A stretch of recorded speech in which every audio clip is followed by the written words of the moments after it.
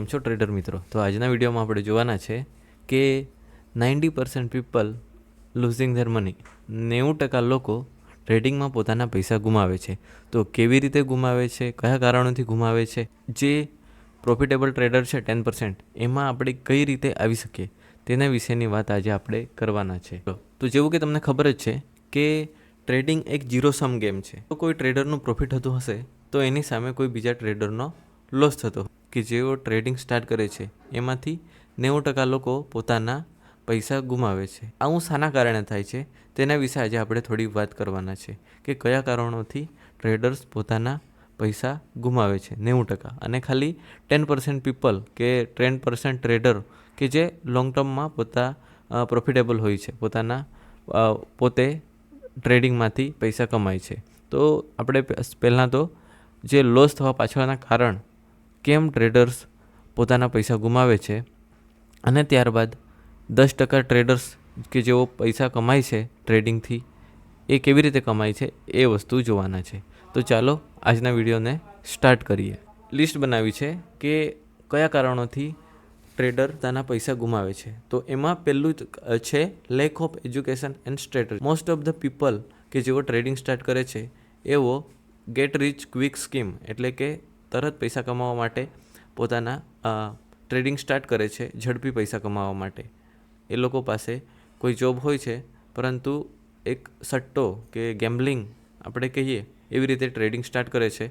કોઈ પણ પ્રકારની સ્ટ્રેટર્જી, કોઈ પણ પ્રકારનું એજ્યુકેશન વગર એ લોકો ટ્રેડિંગ સ્ટાર્ટ કરે છે, અને એ લોકોને એના વિશે નોલેજ નથી હોતું કે કઈ રીતે ટ્રેડિંગ કામ કરે છે, અને એ લોકોના પૈસા ગુમાવે છે. બીજો પોઈન્ટ છે પૂર રિસ્ક મેનેજમેન્ટ. જો આપણે ટ્રેડિંગ કરીએ તો આપણું રિસ્ક મેનેજમેન્ટ ઇઝ મેન્ડેટરી.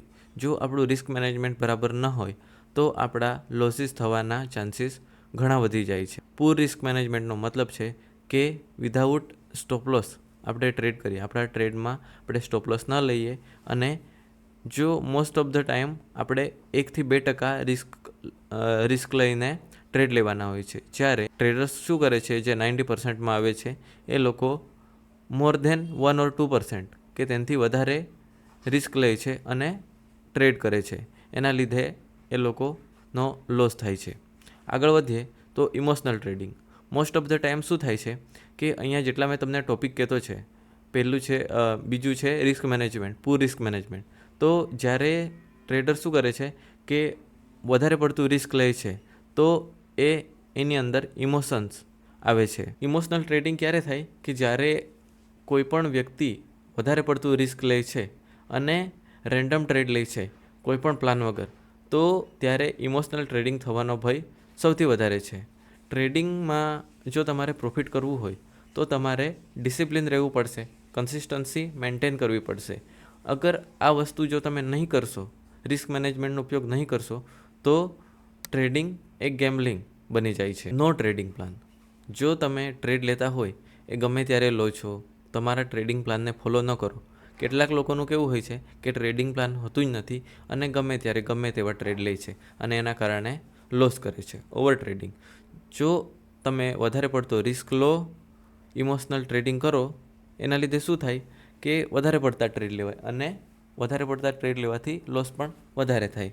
ટ્રેડિંગમાં તમે જેટલા ઓછા ટ્રેડ લેશો એટલું તમારા પ્રોફિટ થવાના ચાન્સીસ વધારે છે. તમે જેટલા વધારે મૂવમાં ઇન્વોલ્વ થશો તેટલા તમારા લોસ થવાના ચાન્સીસ વધારે છે. છઠ્ઠો પોઈન્ટ છે અનરિયલિસ્ટિક એક્સપેક્ટેશન. તો કેટલાક લોકો ટ્રેડિંગ શાના માટે સ્ટાર્ટ કરે છે કે તેઓએ ઝડપથી અમીર બનવું હોય. ફોર એક્ઝામ્પલ, તેઓએ પોતાની મનપસંદ બાઇક લેવી હોય કે પછી કોઈ પણ બીજી વસ્તુ લેવી હોય, તો એના માટે એ લોકો પૈસા કમાવા માટે આ એક સીધો શોર્ટકટ ફિલ્ડમાં આવે છે. પણ એ લોકોને ખબર નથી હોતી કે trading is a slow get rich scheme. આમાં તમે ધીરે ધીરે પૈસા કમાશો, અને એની સાથે સાથે જો તમે ટ્રેડિંગ સ્ટાર્ટ કરો તો તમારે કેપિટલ માટે તમારે સેકન્ડરી કોઈ બીજું કામ પણ કરવું પડશે. તમે સોલેલી ટ્રેડિંગ પર ડિપેન્ડ નહીં રહી શકો. તમારી પાસે કોઈ પોતાનો એક બિઝનેસ હોવો જોઈએ, અથવા તો કે જ્યાંથી તમારા પૈસા આવતા હોય એવી તમારી પાસે વસ્તુ હોવી જોઈએ, તો જ તમે ટ્રેડિંગમાં સક્સેસફુલ થઈ શકો. શા માટે? કારણ કે જો તમે ડિપેન્ડન્ટ ઓન ટ્રેડિંગ હશો તો તમને અર્જ આવશે, તમને ઇમોશનલ ડિસિઝન લેશો અને ગમે તેવા ટ્રેડ લેશો. અને લેક ઓફ પેશન્સ, કેટલીક વાર શું કરે છે કે આપણો કોઈ સારામાં સારો ટ્રેડ પ્રોફિટમાં રન થતો હોય અને તમારો રિસ્ક ટુ રિવર્ડ રેશિયો કેટલો હોય કે 1:2 છે, તો તમારું જો તમે 1% રિસ્ક લીધું છે તો તમારો ટ્રેડ 1% પ્રોફિટમાં હોય તો તમે એટલું પેશન્સ નથી રાખતા કે આ ટ્રેડ 2% પ્રોફિટ આપીને જવાનો છે અને 1% બુક કરે છે. અને એના લીધે પછી શું થાય છે કે જે આપણો રિસ્ક ટુ રિવર્ડ રેશિયો છે, આપણો વિન રેટ છે, એના પર પણ ફરક પડે છે અને એના લીધે શું થાય છે કે આપણે પ્રોફિટેબલ બની શકતા નથી. તો આ હતા કેટલાક મુદ્દાઓ કે જેના કારણે ટ્રેડર્સ પોતાના પૈસા ગુમાવે છે. હવે આપણે જોઈએ કે જો આપણે જે 10% લોકો છે જેઓ એકચ્યુઅલમાં ટ્રેડિંગથી પૈસા કમાય છે એમાં જવું હોય તો આપણે શું કરવું જોઈએ. તો ચાલો આગળ વધીએ. તો અહીંયા મેં કેટલાક પોઈન્ટ લખેલા છે. Learn risk management only risk 1% ઓર 2% પર ટ્રેડ. એટલે કે જો આપણે ટ્રેડ લઈએ એમાં 1%થી 2%નું જ રિસ્ક લેવું જોઈએ અને ડેલી લિમિટ સેટ કરી દેવી જોઈએ કે આજે હું 2 ટ્રેડ લઈશ અને 2માં 1% રિસ્ક કરીશ. જો મારા 2 ટ્રેડ લોસ થઈ ગયા તો હું આગળ ટ્રેડ કરીશ નહીં. બીજો પોઈન્ટ છે develop and back test solid strategy. મારી પાસે એવી સ્ટ્રેટર્જી હોવી જોઈએ, સ્ટ્રેટર્જી માર્કેટમાં કરંટ માર્કેટમાં વર્ક કરતી હોય. જો આ વસ્તુ તમારી પાસે ન હોય સોલિડ સ્ટ્રેટર્જી તો તમે ટ્રેડિંગમાં પ્રોફિટેબલ બની શકશો નહીં. એટલે મેં દરેક વિડીયોમાં કહું છું કે પોતાની સ્ટ્રેટર્જીને બેક ટેસ્ટ કરો અને એક સ્ટ્રેટર્જી ટ્રેડ કરો. એના સિવાય કોઈ પણ રેન્ડમ ટ્રેડ ન લો. જો તમે રેન્ડમ ટ્રેડ લેશો તો તમે એક લૂપમાં ફસાઈ. રેન્ડમ ટ્રેડ લેશો તેમાં લોસ થશે એટલે પાછો ટ્રેડ લેશો, એના લીધે ઇમોશનલ ટ્રેડિંગ થશે, ઇમોશનલ ટ્રેડિંગને લીધે પાછું ઓવર ટ્રેડિંગ થશે અને તમે 90% ટ્રેડર્સ જે લૂઝ કરતા છે એમાં આવી જશો. Use a trading journal. તમે જેટલા પણ ટ્રેડ લો એને એક ડેલી ટ્રેડિંગ જર્નલમાં મેન્ટેન કરો, જેથી તમને ખબર પડે કે મારા જેટલા ટ્રેડ પ્રોફિટમાં જતા છે ટ્રેન્ડને ટ્રેડ કરીને જતા છે, બીજી કોઈ સ્ટ્રેટર્જી લિક્વિડિટી ગ્રેબને લીધે જતા છે, કે તમને ખબર પડે કે મારા કયા ટ્રેડ શાના લીધે પ્રોફિટમાં જતા છે અને લોસ થતો છે તો શેના કારણે લોસ થતો છે. Control your emotion. જો તમે અત્યારે જ ટ્રેડિંગ સ્ટાર્ટ કરેલી હશે તો તમને કેટલીક વાર ઇમોશન આવતા હશે. જો તમારો ટ્રેડ છે એ પ્રોફિટમાં ચાલતો હોય તો જલ્દી બુક કરી લો, લોસમાં ચાલતો હોય તો હોલ્ડ કરી રાખું, એવા બધા ઇમોશન આવતા હશે. ધીરે ધીરે તમે પેશન્સને પ્રેક્ટિસ કરશો તો તમારા ધીરે ધીરે ઇમોશન્સ આવવાના બંધ થઈ જશે. હ્યુમન છે એટલે ઇમોશન તો આવવાના જ છે, પણ એને આપણે કંટ્રોલ કરી શકીએ. Think long term. એટલે કે ક્વિક જેવું કે તમને મેં કીધું કે trading is not quick get rich quick. થોડો સમય આપો, તમે 1 વર્ષ 2 વર્ષ 3 વર્ષ થોડા સમય આપો અને સાથે સાથે પોતાનું બીજું કામ પણ કરતા રહો, એની સાથે સાથે ટ્રેડ પણ કરો તો તમને પ્રોફિટેબલ થવાથી કોઈ રોકી ન શકે.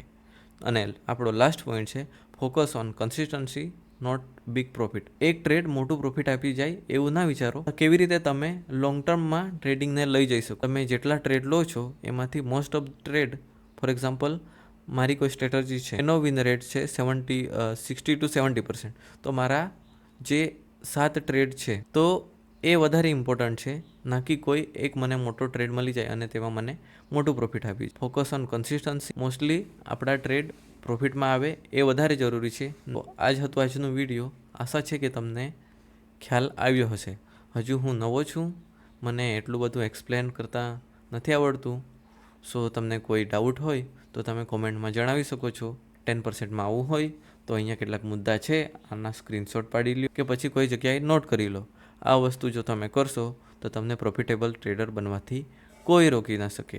મોસ્ટલી આપણા વિડીયો ટેકનિકલ એનાલિસિસ પર આવતા હોય, પણ આ વસ્તુ પણ જરૂરી છે કે કેવી રીતે આ 10% પીપલમાં આવી શકીએ. અને આવા જો વિડીયો તમને ભવિષ્યમાં જોઈતા હોય તો એ પણ લખીને જણાવો. વિડીયોને લાઇક કરો, ચેનલને સબસ્ક્રાઈબ કરો અને મળીએ કોઈ નવા વિડીયોમાં. Thank you.